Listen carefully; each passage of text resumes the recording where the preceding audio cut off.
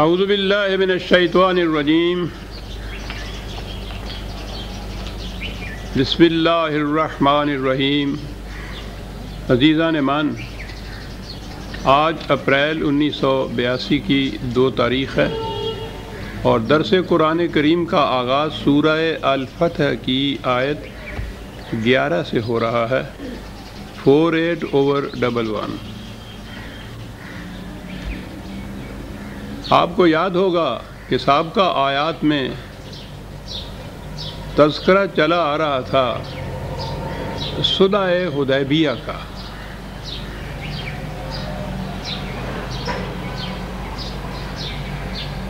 اس واقعہ کی اہمیت اور نزاکت کا اندازہ اس سے بھی لگ سکتا ہے کہ قرآن کریم نے بڑی تفصیل سے اس کا ذکر کیا ہے۔ قریب یہ پوری سورہ فتح اسی کے بیان پر مشتمل ہے۔ اس میں خاص بات اور بھی آئی، جیسا کہ میں نے پہلے بھی کہا ہے، نبی اکرم صلی اللہ علیہ وسلم کے خلاف جو کشمکش و شورش تھی، اس میں ایک تو یہ قریش تھے، کھلے بندوں دشمن، میدان جنگ تک کے لیے آنے والے۔ یہ ان کا کریکٹرسٹک جسے کہتے ہیں، یہ چیز ان کی قومی خصوصیت کہہ لیجئے کہ یہ کھلے بندوں دشمنی ہوتی تھی، کھلے بندوں دوستی ہوتی تھی۔ یہودیوں کو تو چھوڑ دیجئے، وہ تو شروع سے ہی ان کا کریکٹر، ان کے کردار ہی یہ چلا آ رہا ہے کہ ہر قسم کی منافقت ان کے ہاں جائز۔ لیکن خود عربوں کے ہاں بھی یہ جو قبائل تھے بعض، اور وہ زیادہ تر مدینہ طیبہ کے گرد و پیش کے جو قبائل تھے، ان کی یہ کیفیت تھی۔ انہیں اعراب کہا جاتا ہے۔ حضور تشریف لائے مدینہ میں تو یہ قبائل بھی اسلام لے آئے، لیکن ان کے اسلام کے متعلق خود قرآن کریم نے یہ بات واضح کی، اور وہ بڑی اہم چیز ہے۔ لیکن ہماری اہمیت تو قرآن کی تلاوت تک ہی رہ گئی۔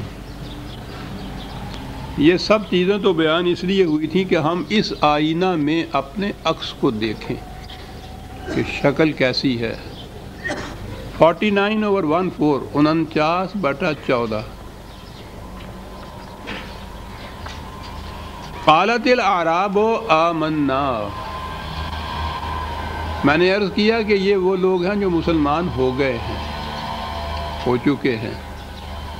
قرآن اس کی شہادت دیتا ہے ان کے اس قول کی کہ یہ اعراب کہتے ہیں کہ ہم ایمان لے آئے ہیں۔ قل لم تؤمنوا، اے رسول ان سے کہہ دو کہ نہیں، تم ایمان نہیں لائے۔ غور طلب چیز ہے۔ وہ ہماری اصطلاح میں وہ مسلمان ہو چکے ہیں، وہ کہہ رہے ہیں کہ ہم ایمان لے آئے ہوئے ہیں۔ یہ نہیں کہا گیا کہ نہیں یہ مسلمان نہیں ہوئے، یہ کافر کے کافر ہیں۔ ان سے کہا کہ نہیں، یہ ایمان نہیں لے آئے۔ کیوں نہیں؟ یہاں بات ان سے کہا کہ ان سے کہو کہ ایمان نہیں یہ لے آئے، وَلَٰكِنْ قُولُوا أَسْلَمْنَا۔ تمہیں ابھی یہی کہنا چاہیے کہ ہم نے اس مملکت کے سامنے اپنا سر تسلیم خم کر دیا ہے۔ اتنی سی چیز ہے جو انہوں نے کی ہے، کہو کہ یہی بات کہیں وہ، یہ نہ کہیں کہ ہم ایمان لے آئے ہیں۔ یعنی یہ جو سلطنت کے سامنے، مملکت کے سامنے سر تسلیم خم کرنا، سرنڈر کرنا جسے اپنے آپ کو کہتے ہیں، یہ نہیں تھا کہ وہ کافر کے کافر رہے تھے۔ ایک تو یہ شکل بھی تو تھی، ایسے لوگ بھی تھے جنہوں نے اپنے مذہب کو نہیں چھوڑا، مملکت کے سامنے انہوں نے سر تسلیم خم کیا، معاہدے بھی کیے، صلح بھی کی، شکست بھی کھائی، اس کے باوجود اپنا مذہب نہیں بدلا۔ لیکن یہ وہ لوگ تھے کہ جنہوں نے مذہب تو تبدیل کر لیا، جو کچھ بھی تھا پہلے، جسے ہم کہیں گے کہ مسلمان تو یہ ہو گئے، تو اپنے آپ کو وہ مومن کہتے تھے، آمنا کہ ہم ایمان لے آئے ہیں۔ کہا ان سے کہو کہ یہ نہ ابھی کہیں کہ ہم ایمان لے آئے ہیں، ابھی تو وہ اتنا ہی کہیں کہ ہم نے اپنا سر تسلیم خم کر دیا ہے اس نظام، اس مملکت کے سامنے۔ کیوں یہ نہ کہیں کہ ہم ایمان نہیں لے آئے ہیں، ایمان لے آئے ہیں؟ ایسا کیوں کہا گیا کہ ان سے کہو کہ یہ نہ کہیں کہ ہم ایمان لے آئے ہیں؟ اس لیے کہ وَلَمَّا يَدْخُلِ الْإِيمَانُ فِي قُلُوبِكُمْ، ایمان ان کے دل کی گہرائیوں میں نہیں اترا ابھی۔ تو میں نے کہا تھا نا کہ یہ تو آئینہ ہے ہمارے سامنے کہ جس میں ہم دیکھیں اپنے ایمان کی شبیہ کو۔ جو ایمان دل کی گہرائیوں میں نہیں اترا اس کے متعلق کہا گیا کہ ان سے کہو کہ یہ کہیں ہی نہیں کہ ہم ایمان لے آئے ہیں، یہی کہیں کہ ٹھیک ہے اس مملکت کے سامنے ہم نے سر جھکا دیا۔ مملکت تو آج وہ ہے نہیں اسلامی کہیں بھی جس کے سامنے سر جھکانے کی بات ہے۔ ہماری کیا کیفیت ہے؟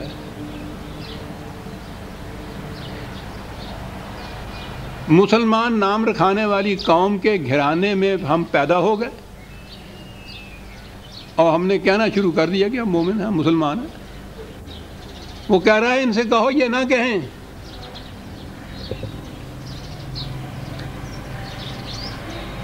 اب ایک تو چیز ہے مسلمان قوم، یہ ٹھیک ہے، وہ مسلمان قوم کے فرد تو ہم بن جاتے ہیں پیدائشی اعتبار سے، جسے نیشنلٹی کہتے ہیں نا آج کل کی اصطلاح میں، قومیت جسے کہتے ہیں، وہ پیدائشی قومیت بھی ہوتی ہے۔ جو قومیت باپ کی ہو پیدائش کے اعتبار سے وہی قومیت بچے کی بھی ہوتی ہے۔ یہ نیشنلٹی کا لا ہے، قانون ہے یہ۔ تو ہم جو مسلمان ہیں یہ اسلام ہماری نیشنلٹی ہے۔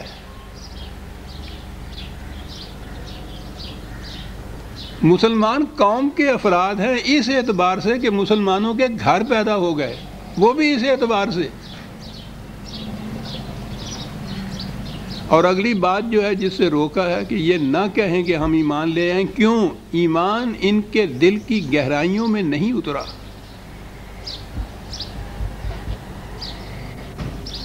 سوچنے کی بات ہے عزیزان من، اپنے اپنے دل کو ٹٹولنے کی بات ہے۔ کیا اس کی گہرائیوں میں کہیں کوئی رمق بھی نظر آتی ہے ایمان کی ہمیں؟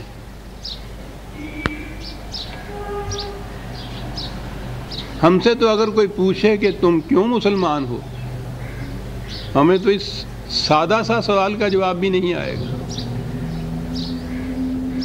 یہ تو یہ رہی بات، یہ بات کہ مسلمان کہتے کس کو ہیں، اس سوال کا جواب بھی ہمارے پاس نہیں۔ شاید آپ متعجب ہوں کہ یہ ایکسٹریمسٹ ہے، یہ شخص جب بات کرتا ہے تو شدت تک پہنچ جاتا ہے۔ عزیزان من، اپنی طرف سے نہیں کچھ کہہ رہا، یہ جواب کسی عوام کی طرف سے نہیں دے رہا۔ آپ کے ہاں کے بڑے بڑے جید علماء کرام،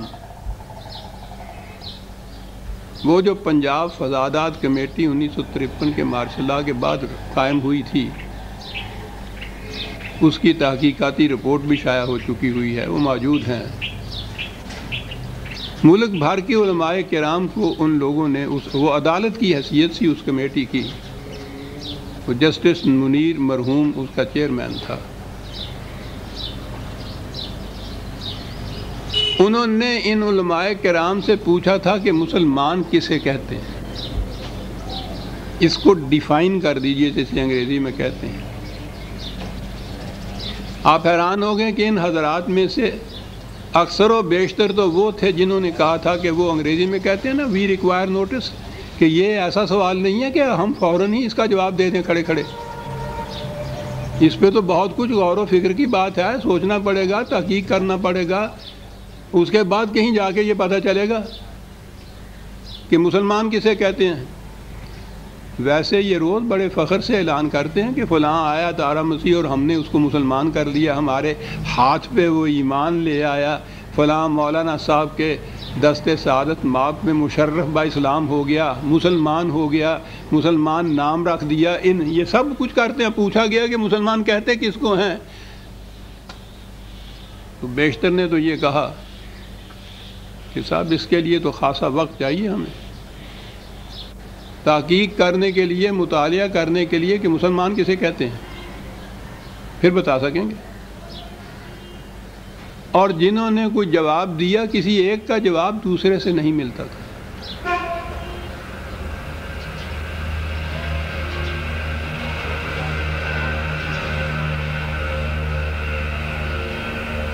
اب بھی ان میں سے دو مختلف فرقوں کے حضرات سے پوچھ کے دیکھ لیجئے آپ، دیکھیے کیا جواب ملتا ہے۔ بھانت بھانت کی بولیاں بولی جائیں گی۔ مسلمان کسے کہتے ہیں؟ تو یہ جو چیز ہے، قرآن نے جو معیار بتایا ہے کہ یہ کہنے کا حق اسی کو پہنچتا ہے کہ میں ایمان لے آیا ہوں جس کے دل کی گہرائیوں میں ایمان اتر چکا ہو۔ ایمان تو کہتے ہی اسی کو ہیں۔ قلب و دماغ کی پوری رضامندی اور اطمینان کے ساتھ علی وجہ البصیرت دلائل و برہان کی روح سے یہ جو دعاوی ہیں قرآن کے، ان کو صحیح تسلیم کرنا، اور ایسا تسلیم کرنا کہ پھر یوں ہی یہ دل سے نہ نکل جائے، اس کی گہرائیوں میں اتر چکا ہوا ہو۔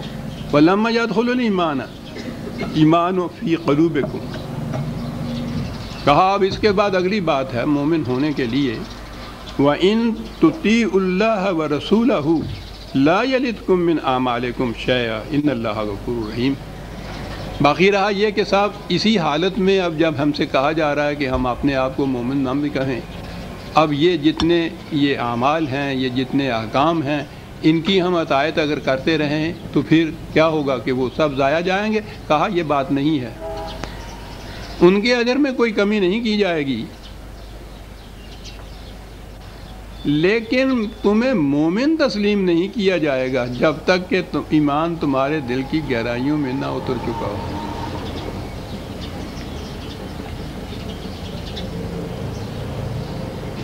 تو یہ تو قیامت تک کے لیے ایک معیار قائم ہو گیا ایمان کا۔ یہ تھے وہ آراب، یہ دل کی گہرائیوں میں جو نہیں اترا تھا ایمان، اس کا نتیجہ کیا تھا؟ وہی چیز جو منافقین کے متعلق قرآن نے کہی ہے نا، وہ یہی لوگ تھے۔ حدیبیہ کا واقعہ میں نے عرض کیا کہ بڑا اہم اور بڑا نازک تھا اس دور کی تاریخ میں۔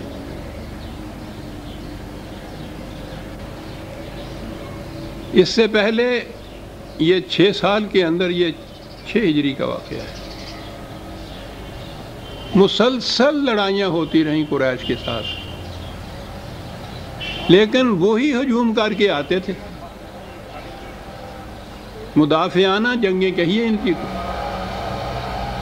یہ باہر نکل کے مکے تک نہیں پہنچے تھے۔ یہ پہلا موقع تھا جب یہ طے کیا گیا، جنگ کے لیے نہیں، صرف کعبے کے لیے، عمرہ کہہ لیجئے، کیونکہ ابھی تو حج کے دن بھی نہیں شروع ہوئے تھے۔ یہ اس مقصد کے لیے گئے تھے، ان سے کہہ دیا تھا کہ ہم صرف اس مقصد کے لیے آ رہے ہیں، اور اس مقصد کے لیے تو کعبہ یا مکہ جسے اوپن سٹی کہتے ہیں آپ، اس ساری دنیا کے لوگ، تمام قبائل، تمام عرب، وہ وہاں آتے تھے، جاتے تھے، ہجوم رہتا تھا، میلے لگتے تھے، اور پھر حج کے دنوں میں تو پوچھو ہی نہ کہ کتنی بڑی جمعیت وہاں ہوتی تھی۔ قریش کی تو سیادت اور امارت قائم ہی اسی بنا پر تھی۔ تو آپ نے یہ کہلا بھیجا کہ ہم اس مقصد کے لیے آ رہے ہیں۔ 1400 کے قریب صحابہ آپ کے ہمراہ تھے، جنگ کی کوئی بات نہیں تھی، تو روانہ ہو رہے تھے مکے سے۔ تو جن کے دلوں میں ایمان اتر چکا ہوا تھا، ان کو تو اس سے بڑی خوشی تھی کہ ایک تو کعبے کی زیارت ہوگی، پھر نبی اکرم صلی اللہ علیہ وسلم کے زیر قیادت اس قسم کا باسعادت سفر، پوچھیے نہیں ان کی خوشی کا ٹھکانہ کیا تھا۔ لیکن یہ جو عرب تھے ان کے دل میں یہ کھٹکا تھا کہ وہ قریش تو یہاں بیٹھے ہوئے چین نہیں لینے دیتے ہم لوگوں کو، اور اب یہ فیصلہ ہے کہ ان کے گھر چلے چلے۔ ان کے ذہن میں تھا کہ وہاں تو وہ بھون کے رکھ دیں گے ہمیں، چنانچہ یہ ساتھ نہیں گئے۔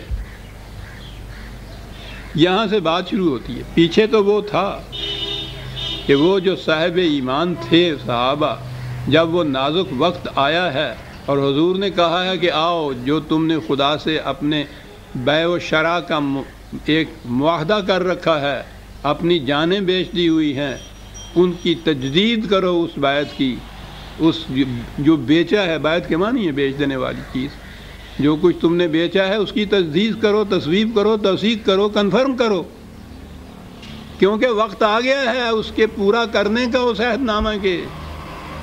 اور وہاں یہ بیعت رضوان جسے کہتے ہیں، وہاں یہ بیعت لی گئی تھی، تجدید کہیے نا اس بیع کے معاہدے کی، اور اس کی اہمیت یہ تھی کہ کہاں یہ گیا کہ رسول یہ آتے ہیں تیرے ہاتھ پر ہاتھ رکھ کے یہ بیعت کی توثیق کرتے ہیں، ان سے کہو کہ ان کے ہاتھ کے اوپر تمہارا ہاتھ نہیں خدا کا ہاتھ ہے۔ یہ تھی اہمیت اس بیعت کی۔ اور اس میں ایسے موقع کے اوپر یہ جو تھے یہ پیچھے رہے، انہوں نے کہا کہ وہاں جا کے تو خامخواہ اپنے آپ کو شیر کے غار میں پھینکنے والی بات ہے، وہاں سے تو بچ کے نہیں آ سکتے، ہم نہیں گئے ساتھ۔ اب دیکھا کہ وہ جو کہا تھا کہ تمہارے دل کی گہرائیوں میں ایمان نہیں اترا، کس طرح اس کے مظاہرے ہو رہے ہیں عمل کے وقت میں۔ کہا کہ سَيَقُولَ لَكَ الْمُخَلَّفُونَ مِنَ الْأَعْرَابِ شَغَلَتْنَا أَمْوَالُنَا وَأَهْلُونَا فَاسْتَغْفِرْ لَنَا۔ جب تم اب ان سے پوچھو گے جا کے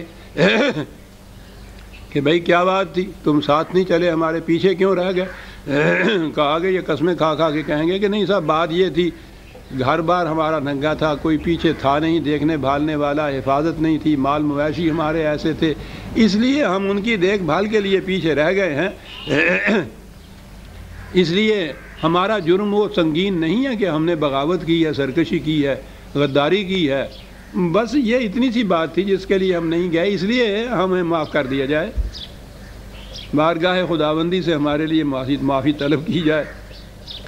کہا یقولون بألسنتہم ما لیس فی قلوبہم، یہ ہوا دوسرا معیار، ایمان کے دل کے اندر نہ اترنے کا معیار، کہ یہ لوگ زبان سے وہ کچھ کہہ رہے ہیں جو کچھ ان کے دل میں نہیں ہے۔ تو ایمان کی ایک شناخت تو یہ ہوئی، ایک نشانی یا ایک معیار یہ ہوا کہ دل اور زبان دونوں ہم آہنگ ہوں۔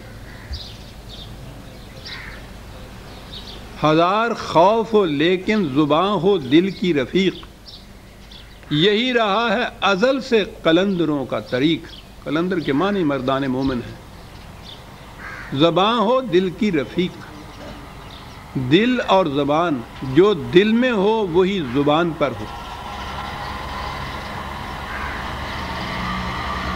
پہلی شناخت یہ ہے کہ ان دونوں میں ہم آہنگی ہو، اگر یہ بات نہیں تو وہ منافقت ہے، کفر نہیں۔ کفر میں ہم آہنگی ہوتی ہے، انکار ہی صحیح، وہ دل سے انکار کرتے ہیں، زبان سے اس کا اعلان کرتے ہیں، یہ نہیں ہوتا کہ دل میں انکار ہوتا ہے زبان پہ اقرار ہوتا ہے، یہ ان کی بات ہے، پہلی نشانی۔ اور دوسری نشانی یہ ہے کہ لما تقولون ما لا تفعلون، پھر جو کچھ تم کہتے ہو پھر وہ کر کے کیوں نہیں دکھاتے، یعنی قول اور عمل کی ہم آہنگی۔ تو ایمان کی لڑی یوں ہوئی کہ قلب اور زبان کی ہم آہنگی، اور جو زبان سے کہا جائے اس کی اور عمل کی یک رنگی، یوں ہوا، یہ ہوئے مردان مومن، جو دل میں وہ زبان پہ جو کہا ہے وہ کر کے دکھایا۔ غور فرمایا عزیزہ نے من اس آئینے کو، آپ نے دونوں چیزیں یہاں آ گئی،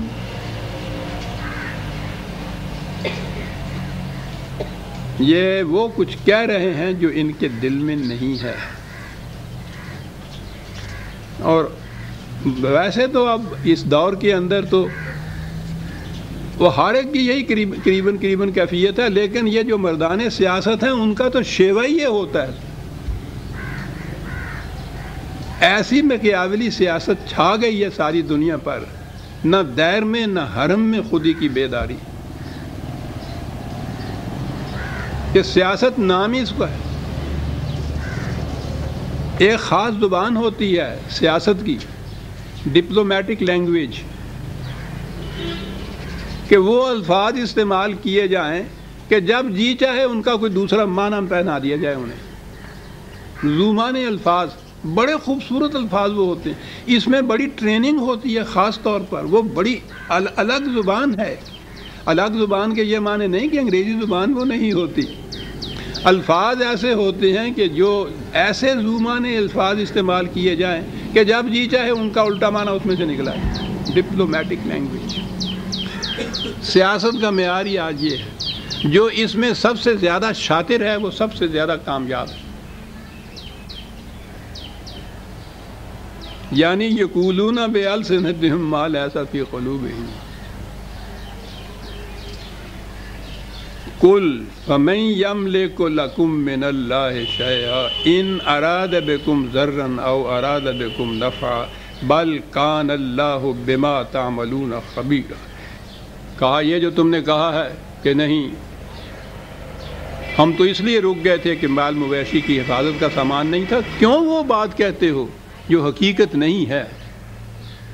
کیا تم سمجھتے ہو کہ اس قسم کی منافقت سے، اس قسم کی دروغ گوئی سے تم قانون کو جھٹلا سکو گے؟ تم خدا کو فریب دے سکو گے؟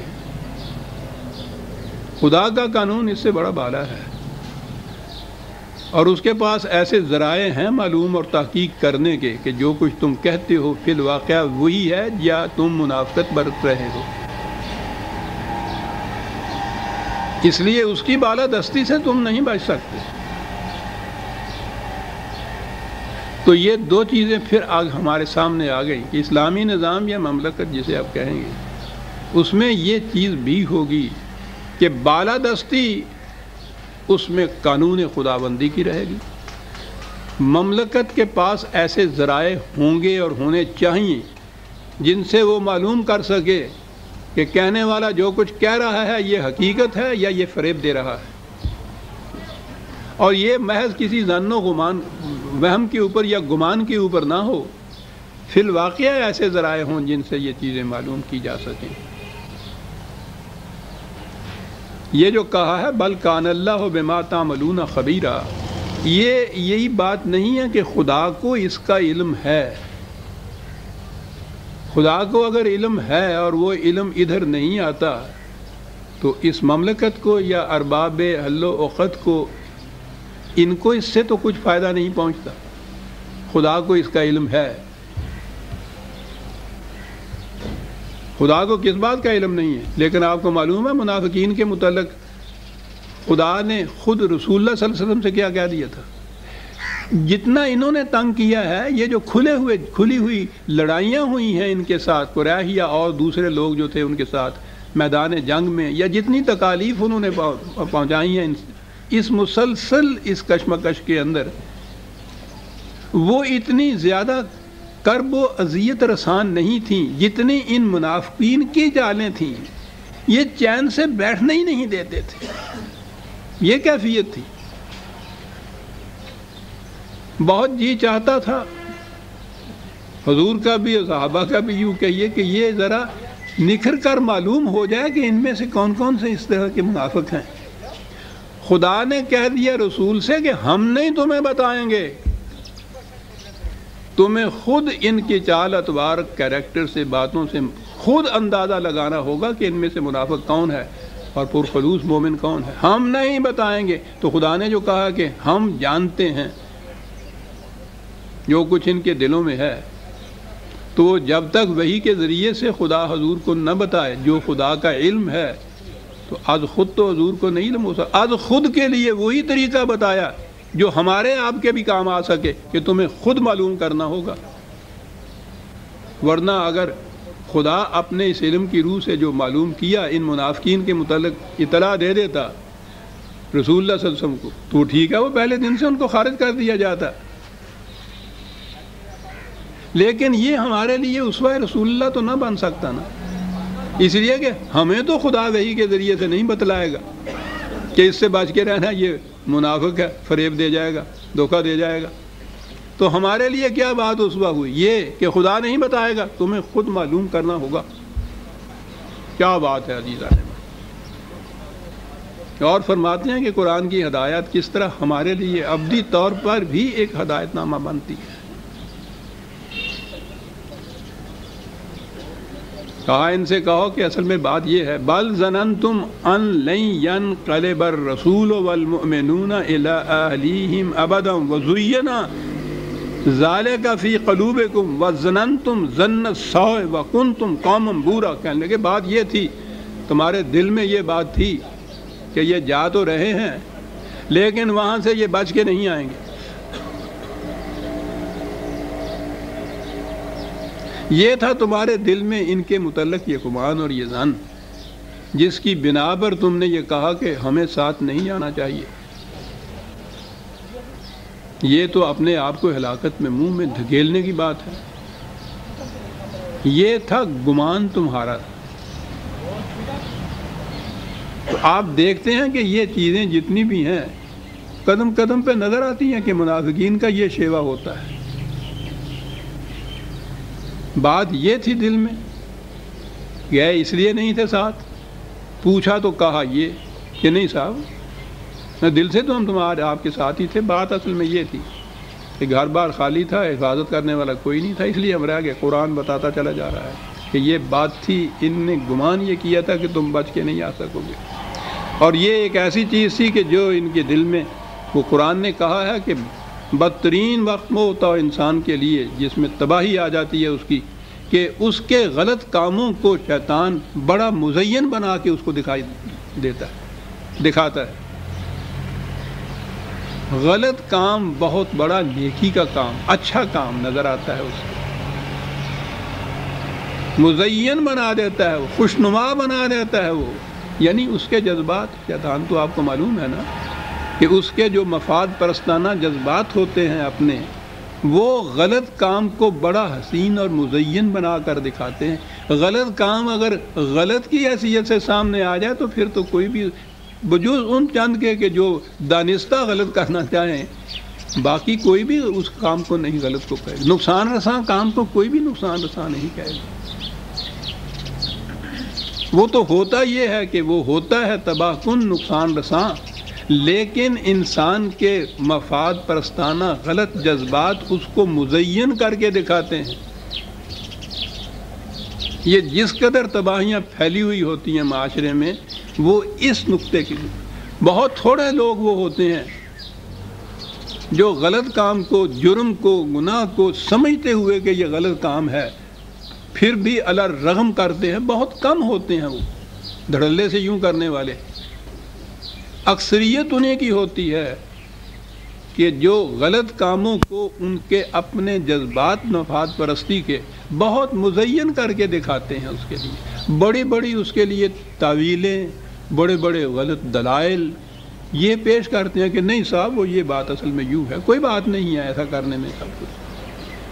اور آج تو اس کے لیے لمبی چوڑی کسی دلیل و تعویل کی ضرورت ہی نہیں ہے. کسی سے پوچھئے کہ صاحب آپ یہ غلط طریقہ اختیار کیے ہوئے ہیں دولت جمع کرنے کا، وہ کہتے ہیں کہ صاحب میں نہیں کیا ہوا ہے، سب کر رہے ہیں. چلیے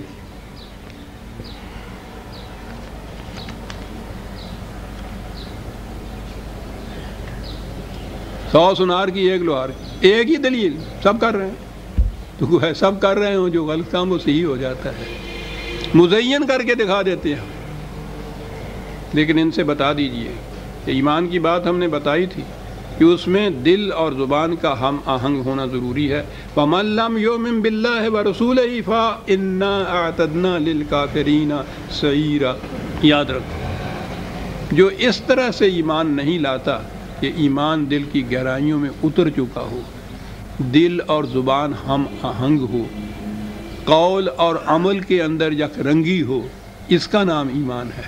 جو یوں ایمان نہیں لاتا تو پھر سمجھ لیجئے کہ اس کے عمل و امید کی کھیتیاں جھلس کر رہ جاتی ہیں، تباہی جیسے کہتے ہیں اس کے مقدر بن کر رہ جاتی ہے۔ باقی رہا خدا، یعنی اس کو ضرورت نہیں ہے ان کی اس امداد کی اور نصرت کی اور تقویت کی کہ وہ ان کو اپنے ساتھ رکھنا چاہتا ہے، اس کو تو ووٹنگ کی بھی ضرورت نہیں ہوتی۔ اس کے لیے تو وَلِلَّهِ مُلْكُ السَّمَاوَاتِ وَالْأَرْضِ، ساری کائنات کے اندر اسی کے قانون کی انہوں نے کہا تھا نا کہ ہم سے یہ جو بھول ہو گئی ہے نہیں ساتھ جا سکے، یہ اس کے لیے وجہ ہے، دلیل ہے، اور کہا یہ تھا کہ اس کی ہمیں معافی دے دیجئے، یا خدا سے کہیے وہ ہمیں اس کو معاف کر دے، مغفرت جسے کہا جاتا ہے۔ تو آپ کو تو معلوم ہے، اب آپ تو برسوں سے سنتے چلے آ رہے ہیں، درس کی یہ اصطلاح، قرآن کی یہ اصطلاحات بھی آپ کے سامنے آ چکی ہوئی ہیں، اس لیے ہر موقع کے اوپر مجھے زیادہ تفصیل میں جانے کی ضرورت نہیں ہوتی۔ وہ مشکل البتہ یہ ہوتی ہے ضرور کہ جو اب آپ نئے آتے ہیں درس میں، ان کے دلوں کے اندر کچھ سوالات اور اس قسم کے شکوک ابھرتے ہیں، وہ پھر بعد میں مجھ کو کوئی چٹھیاں لکھتے ہیں، کوئی آ کے پوچھتے ہیں، لیکن یہ تو درس میں ہو نہیں سکتا کہ ہر مقام پہ وہ ساری تفصیل جو میں 20 برس سے بیان کرتا چلا آ رہا ہوں ہر درس میں اس کو دہراتا جاؤں، یہ نہیں ہوتا درس کے اندر۔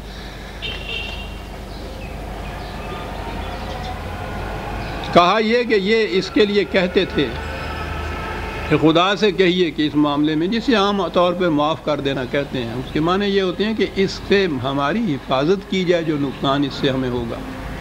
خیر، کہا یہ خدا سے یہ کہتے ہیں کہ خدا سے یہ کہا جائے، یہ بات اس کی نہیں ہے۔ یہ جو ہے نا یغفر لمن یشاء ویعذب من یشاء، یہی بات یہ اس قسم کا من یشاء والی بات جو ہے وہ تو سارے قرآن میں بھری ہوئی ہے۔ ہر مقام پہ آپ دیکھیں گے ترجمے ہمارے ہاں یہی ہوگے کہ خدا جس کو چاہے بخش دیتا ہے، جس کو چاہے وہ پکڑ لیتا ہے۔ اس ایک مفہوم سے ان الفاظ کے عزیزان من قرآن کا سارا نظام مقافات عمل کا ڈھیر ہو کے رہ جاتا ہے۔ یہاں کا نظام عدل بھی جو ہے وہ خدا کی اسی نظام کا اصول مقافات عمل کے اوپر قائم ہوتا ہے، اسلامی نظام کا، کہ انسان کے اپنے عمل کا ہی نتیجہ ہوتا ہے۔ تباہی آتی ہے اس کی وجہ سے، حفاظت ہوتی ہے اس کی وجہ سے، کامیابیاں ہوتی ہیں اس کی وجہ سے، ناکامیاں ہوتی ہیں اس کی اپنے وجہ سے۔ خدا نے تو قوانین دے دیے ہیں، رہنمائی دی ہے، سیدھے راستے پہ چلنا، غلط راستے کی قدم اٹھانا، یہ اس کے اپنے فیصلے پہ ہے۔ اس نے دونوں راستے صرف دکھائے ہیں، یہ نہیں ہے کہ وہ جسے چاہتا ہے صحیح راستے پہ چلا دیتا ہے، جسے چاہتا ہے غلط راستے پہ چلاتا ہے۔ تو اس کے بعد اگلی بات جو ہے کہ پھر ان کو غلط راستے پہ چلنے والوں کو جہنم میں بھیج دیتا ہے، تو وہ تو جسے چاہتا ہے غلط راستے پہ چلا دیتا ہے اور پھر اس کو جہنم میں بھیج دیتا ہے۔ تو یہ بات میں نے عرض کیا ہے نا کہ پہلی دفعہ نہیں آئی، 20 سال سے آتی چلی آ رہی۔ شکوک پیدا ہوتے ہیں یا سمجھنا چاہتے ہیں اگر آپ احباب، تو میں نے یہ بھی کر دیا ہے، آپ احباب کی محنت بچانے کے لیے میں نے سب کچھ لکھ بھی دیا ہے۔ کتاب التقدیر دیکھ لیجئے آپ، یہ من یشاء والی بحث جو ہے پورا میرا خیال ہے کہ چوتھا حصہ کتاب کا اسی کے اوپر منتشر ہے، کہ بڑا اہم ہے۔ یہ جو ہی آپ نے یہ ترجمہ کیا کہ جسے چاہتا ہے وہ ہدایت دیتا ہے، جسے چاہتا ہے گمراہ کرتا ہے، اور اس کے بعد اگلی بات کہ جو گمراہ ہوتا ہے اس کو جہنم میں بھیج دیتا ہے۔ سوچئے نا کیا چیزیں ذہن میں آتی ہیں قرآن کے متعلق۔ تو یہ بات نہیں ہے۔ اس نے کہا ہے کہ یہ کہتے ہیں کہ خدا سے کہو کہ ہمیں معاف کر دے یا بخش دے یا مغفرت کر دے۔ کہو یہ بات ایسے نہیں ہے کہ خدا جسے چاہتا ہے مغفرت کر دیتا ہے۔ جو شخص چاہتا ہے ان نقصانات سے محفوظ رہنا، وہ اپنے آپ کو محفوظ رکھ سکتا ہے۔ جو ایسا نہیں چاہتا اسے بہرحال نقصان اٹھانا پڑتا ہے، اور اس کا طریقہ بتا دیا، ان الحسنات یذہبن السیئات۔ غلطی ہو گئی ہے، اس کے نقصان رسان نتائج سے بچنے کا طریقہ یہ ہے کہ اس سے بہت ذرا بڑا اچھا کام کر کے دکھاؤ۔ حسنات جو ہیں وہ سیئات کو لے جاتی ہیں۔ یہ ہے میں یہ شاہ کے معنی کہ غلطی اگر ہو گئی ہے اور کوئی شخص یہ چاہتا ہے کہ اس کے جو نقصان رساں نتائج مجھے بھگتنے پڑیں گے اس سے میں کسی طرح سے محفوظ رہ جاؤں، تو اس کا طریقہ یہ ہے کہ اس سے زیادہ وزنی نیکی کا کوئی کام کرو۔ نتیجہ یہ ہوگا کہ وہ اس سہو اور خطا اور اس برائی کے اس غلط کام کے نقصان رساں نتائج سے بھی محفوظ کر دے گا تمہیں، اور اس کے بعد چونکہ یہ بہت بڑا وزنی ہوگا اور کچھ کامیابیوں کی چیزیں بھی تمہارے حصے میں آ جائیں گی۔ اس نے اصول دیا ہے، ثقلت موازین اور خفت موازین کا میزان کھڑی کی ہے، پلڑے ہیں اس کے اندر، برائیوں کا پلڑا اور بھلائیوں کا پلڑا جسے ہم کہتے ہیں۔ اس نے کہا کہ اگر کسی وقت تمہاری برائیوں کا پلڑا جھک گیا ہے، زیادہ ہو گئی ہیں، تو اس کو اونچا کرنے کا طریقہ یہ نہیں ہے کہ خدا سے کہو کہ ذرا اس کو اونچا کر دیجئے، طریقہ یہ ہے کہ بھلائیوں کے پلڑے میں زیادہ ڈال دیجئے، خود بخود وہ پلڑا جھک جائے گا، وہ اٹھ جائے گا۔ غور فرمایا کہ ایک تشبیہ سے قرآن کتنے اہم معانی بیان کرتا ہے، حقائق بے نقاب کر دیتا ہے۔ کیا طریقہ اس نے بتایا ہے مغفرت حاصل کرنے کا، میزان پلڑے کا، اور وہ یہ ہے کہ وہ ایک ایک ذرہ اس نے یہ کہا وَمَن يَعْمَلْ مِثْقَالَ ذَرَّةٍ خَيْرٍ يَرَهُ وَمَن يَعْمَلْ مِثْقَالَ ذَرَّةٍ شَرًّا يَرَهُ، ایک ایک ذرہ عمل کا اس میزان خداوندی میں، وہ قانون مکافات عمل کے میزان میں تلتا ہے۔ اب اس میں تو یہی بات ہے کہ جس قسم کے اعمال ایک پلڑے میں جائیں گے وہ پلڑا جھکے گا۔ تمہاری غلطیوں کے، گناہوں کے، جرموں کے جو کہ ذرات جس پلڑے میں جمع ہو رہے ہیں، اگر وہ جھک گیا ہے تو اس کا نتیجہ تباہی ہوگا، لیکن بچ سکتے ہو اگر دوسرے پلڑے کے اندر بھلائیوں کے اندر بھلائیوں کے ذرات زیادہ داخل کر دو۔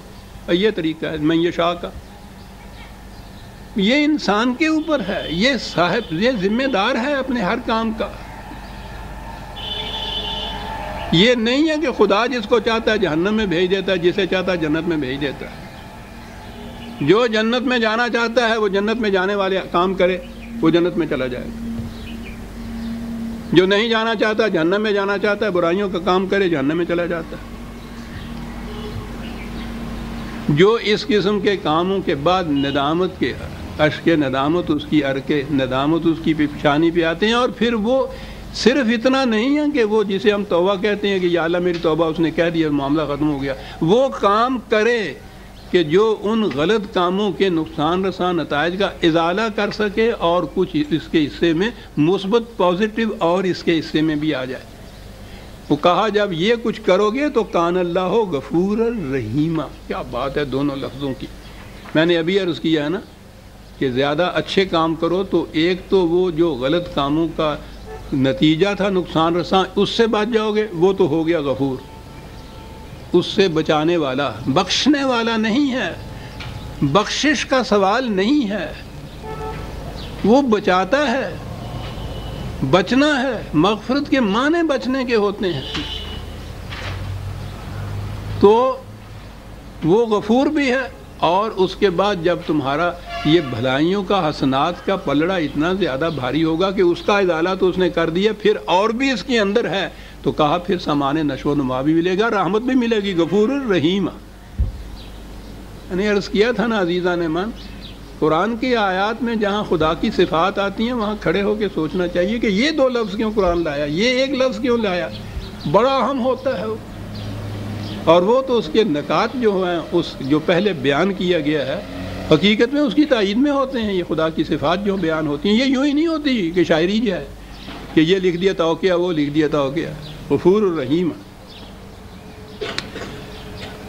سَيَقُولُ الْمُخَلَّفُونَ إِذَا انطَلَقْتُمْ إِلَى مَغَانِمَ لِتَأْخُذُوهَا ذَرُونَا نَتَّبِعْكُمْ يُرِيدُونَ أَن يُبَدِّلُوا كَلَامَ اللَّهِ۔ کہا جب تم کامیابی حاصل کرنے کے بعد یہ غنائم جو تمہیں حاصل ہوں گے، جنگ سے مال غنیمت ملے گا اور جو کچھ حاصل ہوگا، اس کی جھولیاں بھر بھر کر جب تم واپس لوٹو گے تو اب یہ ان کا جی جل جائے گا کہ او ہو ہم ساتھ کیوں نہ چلے گئے، ہمارے حصے میں بھی یہ جو کچھ آ جاتا۔ کہا یہ اس وقت کہیں گے کہ صاحب ہمیں جو ہوا ہے اس کو تو چھوڑ دو، اب ہم تمہارا اتباع ضرور کریں گے، اطاعت کریں گے، اور ہمارے اس وعدے کی بنا پہ اس میں سے ہمیں حصہ دے دو۔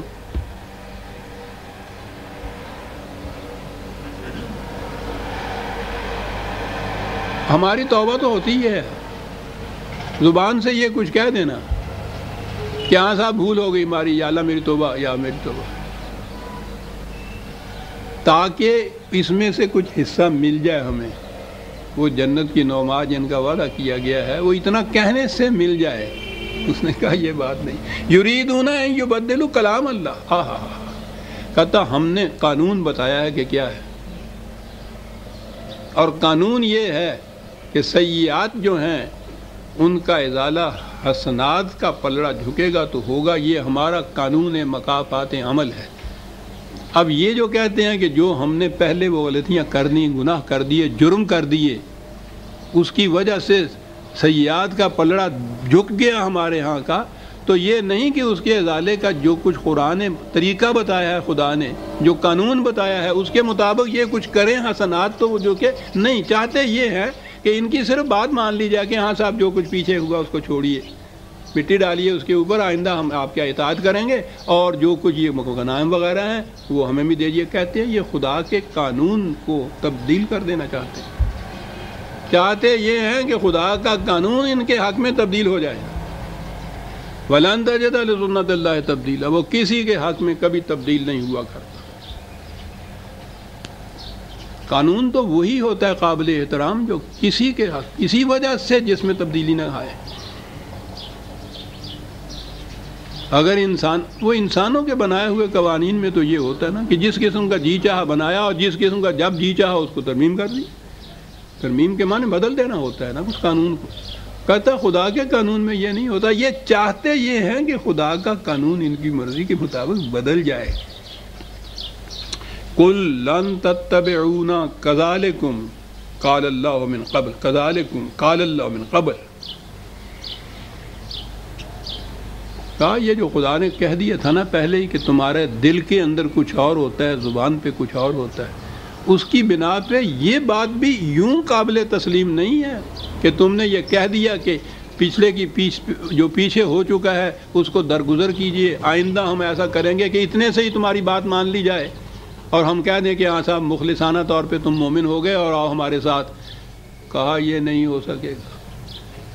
وہ تو اس کے بعد اپنے عمل سے، اپنی روش سے یہ ثابت کرنا ہوگا تمہیں کہ فی الواقعہ جو کچھ ہم کر گزرے تھے اس پہ ہمیں ندامت ہے، آئندہ ایسے کام کر کے دکھاؤ جس سے معلوم ہو جائے کہ فی الواقعہ تمہارے دل کی گہرائیوں میں ایمان اترا ہوا ہے۔ یہ ہے طریقہ، ایسے کرنا ہوگا تمہیں۔ فَسَيَقُولُونَ بَلْ تَحْسُدُونَنَا، جب تم ان سے یہ کہو گے کہ نہیں اس طرح سے یوں ہی ایک عرضی دے دینے سے تو معافی نہیں مل سکتی، اس کے لیے تو یہ کچھ کرنا ہوگا۔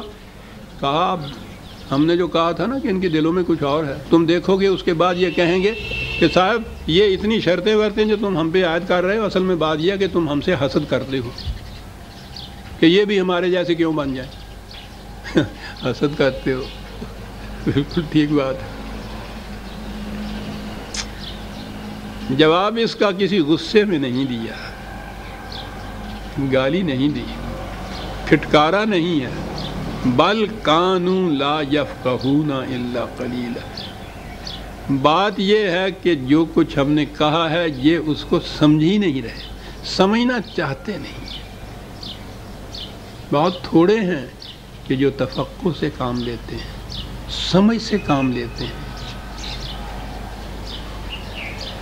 یعنی آپ غور کیجئے کہ کیا بات ان کے خلاف کیا بات کہی ہے، یہ کہی یہی ہے کہ یہ سمجھ سے کام لیتے تو یہ بات ایسی نہ تھی جو سمجھ میں آ نہ سکتی۔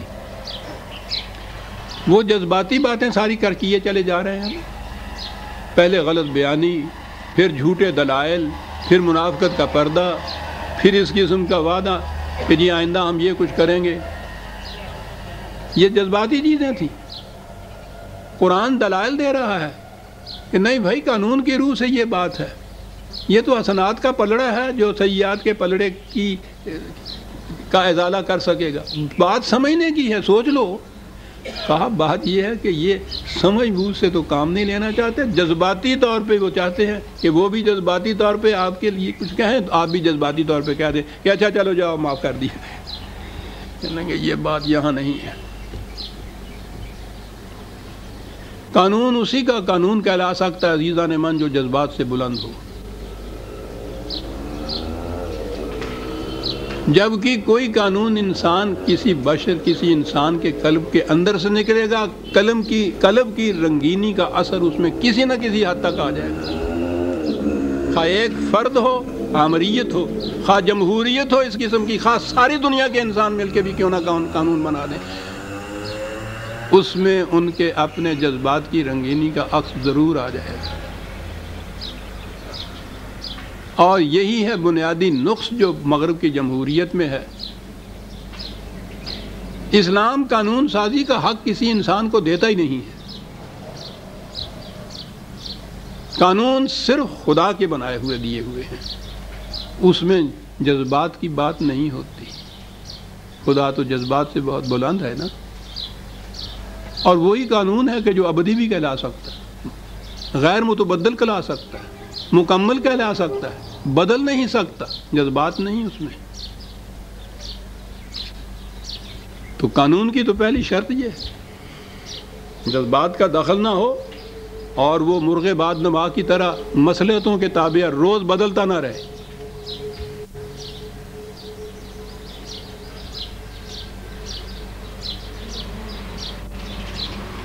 قل للمخلفین من الاعراب ستدعون الى قوم اولی باس شدید تقاتلونهم او یسلمون فإن تطیعوا یؤتکم اللہ اجرا حسنا وإن تتولوا كما تولیتم من قبل يعذبکم عذابا علیما۔ ان سے کہو کہ بات بڑی صاف سی ہے، یوں ہی زبانی کچھ کہہ دینے سے اور تسبیحوں پہ یہ توبہ کے ورد کر لینے سے تو یہ بات نہیں بنتی۔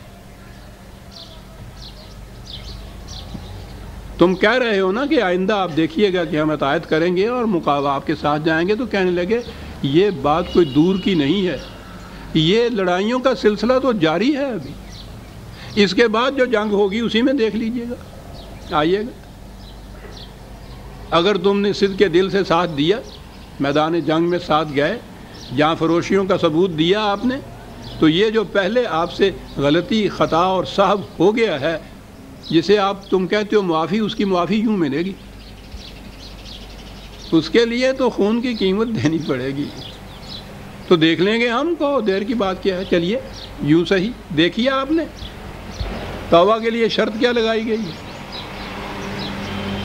اور یہ حدیبیہ کی صلح کے بعد پہلی جنگ جو ہوئی تھی خیبر کی جنگ تھی، جو یہودیوں کے ساتھ ہوئی، یہ بڑی سخت جنگ تھی وہ۔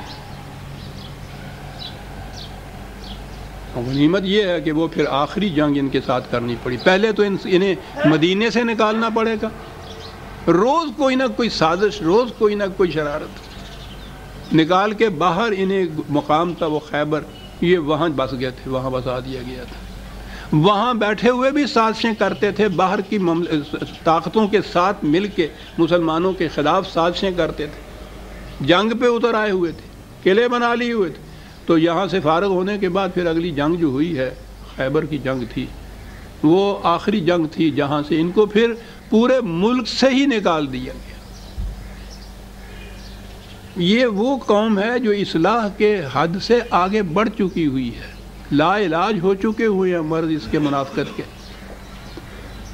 ملک میں نہیں رہنے دیا گیا۔ یہ تھا وہ جنگ خیبر جس کے متعلق کہا کہ جنگ آنے والی ہے، ہونے والی ہے، آؤ اس میں شریک ہو۔ اگر وہاں تم نے واقعی اطاعت کی تو پھر تم دیکھو کہ اجرن حسنہ کتنا ملتا ہے تمہیں، اور اگر اسی طرح سے تم پھر گئے جیسا کہ اس سے پہلے پھرا کرتے تھے تو پھر یہ جو تمہارے خلاف سزا ہے پہلے سے بھی زیادہ علم انگیز سزا ہوگی تمہاری، جو کچھ تم کر رہے ہو۔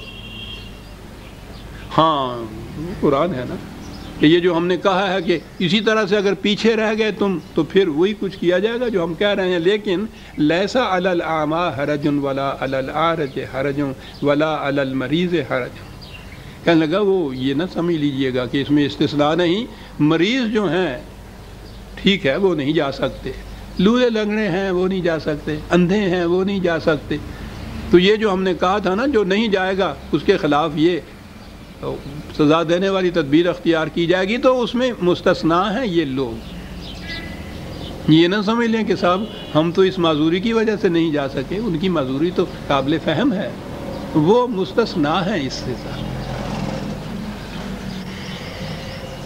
وَمَن يُطِعِ اللَّهَ وَرَسُولَهُ يُدْخِلْهُ جَنَّاتٍ تَجْرِي مِن تَحْتِهَا الْأَنْهَارُ، اور پھر جو اطاعت کرے گا خدا رسول کی تو اس اطاعت کے بدلے میں یہ جو کامیابیاں حاصل ہوں گی، کامرانیاں، فائز المرامی جتنی چیز بھی جس کو وہ جنت سے تعبیر کرتا ہے، اور آپ کو معلوم ہے کہ وہ ایمان اور اعمال صالحہ کی بنا کے اوپر جو ایک مملکت قائم ہوتی ہے اس کے نتائج حسنہ کو وہ اس دنیا کے اندر جنت قرار دیتا ہے، اور یہی پھر آگے بڑھتی ہوئی چلی جاتی ہے، آخرت کی جنت بھی اس کا نام ہو جاتا ہے۔ کہا انہیں یہ کچھ حاصل ہو جائے گا، وَمَن يَتَوَلَّ يُعَذِّبْهُ عَذَابًا أَلِيمًا، اور جو پھر اس سے پھر جائے گا پھر اس کو دردناک سزا دی جائے گی۔ اور آپ کو پتہ ہے کہ یہ پھر جانے کے والوں کے متعلق قرآن نے جو دردناک سزا کہی ہے، قوموں کی زندگی میں وہ سزا کیا ہوا کرتی ہے؟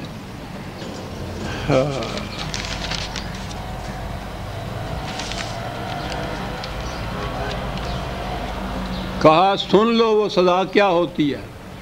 قومیں جب حق کے راستے سے پھر جاتی ہیں تو اس کے بعد ہوتا کیا ہے، اور وہ غلط نظام قائم کر لیتی ہیں، خواہ وہ ان اعراب کی طرح اپنے آپ کو مسلمان ہی کیوں نہ کہنے والی ہوں، اور یہ تو مخاطب بھی ان کو کیا گیا ہے کہ جو واقعی مسلمان قوم تھی۔ وَإِن تَتَوَلَّوْا، ان سے کہہ دو کہ اگر تم پھر گئے اس نظام سے، يَسْتَبْدِلْ قَوْمًا غَيْرَكُمْ، تو وہ تمہاری جگہ ایک دوسری قوم لے آئے گا، ثُمَّ لَا يَكُونُوا أَمْثَالَكُمْ، وہ پھر تمہارے جیسی نہیں ہوگی۔ استبدال قومی، یہاں افراد کے جرائم کا ذکر نہیں ہو رہا، قوم کی قوم کا ذکر ہو رہا ہے۔ قوم غلط نظام اگر قائم کرتی ہے اور اس کے تابع زندگی بسر کرنے پہ مطمئن ہو جاتی ہے تو پھر اس کا آخری جو عذاب جس کو ہم نے سمجھا ہمارے ذہن میں وہ وہی ہوتا ہے کہ وہاں جا کے قیامت میں جہنم میں وہ عذاب کے معنی یہ ہیں، ایسی سزا اس کی، ایسا انجام، ایسا عواقب اس کے اس قسم کے جہنمی۔ اور اس میں یہ بتایا کہ قوم جب یہ کرتی ہے تو اس کا نتیجہ پھر یہ ہوتا ہے کہ اس کی جگہ ایک اور قوم آ جاتی ہے، وہ لے لیتی ہے، وہ اس قوم جیسی نہیں ہوتی۔ انہی جیسی اگر وہ قوم ہو تو پھر اس تبدیلی کے معنی کیا ہوئے؟ پھر تو کوئی بات ہی نہ ہوئی، وہ ان سے بہتر قوم ہوگی جو ان کا جگہ لے گی۔ لیکن یہ بہرحال یہ قوم جو ہے اس کو ہٹا دیا جائے گا، اور میں سمجھتا ہوں کہ اس سے بڑا درد انگیز عذاب کیا ہے کہ قوم زندہ تو وہ رہے لیکن محکوم ہو جائے ایک دوسری قوم کی جو اس کی جگہ آ جاتی ہے۔ جگہ آنے کے معنی یہ نہیں ہے کہ وہ ان افراد کو یہاں سے جھاڑو پھیر کے نکال دیتی ہے اور ان کی جگہ آگے آ جاتی ہے۔ ایسا بھی ہوتا ہے کہ بیشتر ان میں سے قتل ہو جاتے ہیں، بیشتر ان میں سے بھاگ جاتے ہیں، قید کر لیے جاتے ہیں، لیکن قومی استبدال کے معنی یہ ہیں کہ ایک قوم کی حکومت، کامرانی، کامیابی، اس کی جگہ دوسری قوم آ جاتی ہے، وہ ان پہ غالب ہو جاتی ہے، یہ محکوم ہو جاتی ہیں دوسری قوم کے، اور یہ سب سے بڑا عذاب گنایا ہے قرآن کریم نے۔ سورہ الفتح کی آیت 17 تک ہم آ گئے، عزیزان من 18 سے آگے، اور ایک اعلان ذرا سا افسوسناک بھی۔ آپ کو معلوم ہے اب آپ کو کہ میں ہر سال آپ حضرات سے کچھ چھٹی مانگا کرتا